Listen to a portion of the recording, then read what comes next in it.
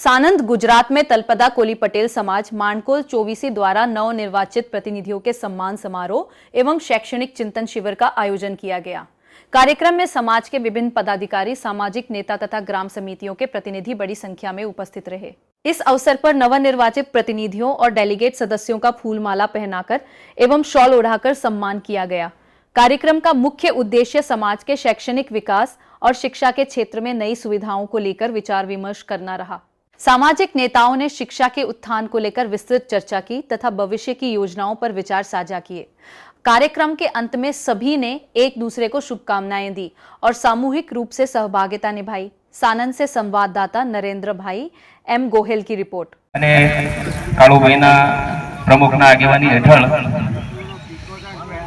સમાજ ફાળો અને બોર્ડિંગ ફાળો એમાં સુધારા વધારા કરી અને 18 લાખ રૂપિયા જેટલું અમે ભંડોળ ઊભું કર્યું।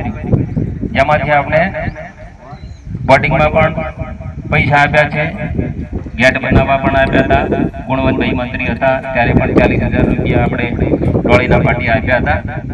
એમ કરીને હાલ સુધીમાં 2 લાખ આસપાસ આપણે બોર્ડિંગમાં ફાળો આપ્યો છે। અને ભણાવવા હોય તો આપણે જે આ 21મી ચાલતી હોય તો 22માં જવું છે કે પછી 20માં જવું છે। આ કમાભાઈના જયે લગભગ 15 થી 20 વર્ષ થયા છે। એની એક જગ્યા કોઈ વિકાસ નહીં। એમાં સ્કૂલ પણ બનાવવી પડે, માન્યતાઓ મેળવવી પડે, સ્કૂલની પરવાનગી કરવી પડે અને સ્કૂલમાં ભણવાનું મળતું હોય ને તો રહેવા વાળાએ મળે।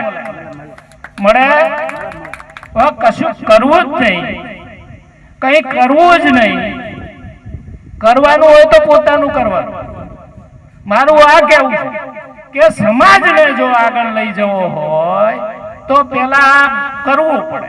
માન્યતાઓ મેળવો, પ્રાથમિક શાળાની મેળવો, માધ્યમિકની મેળવો। જેમ જેમ પ્રગતિ થાય, ગામડામાં તો સ્કૂલો બંધ થવાના આરે છે, કોઈ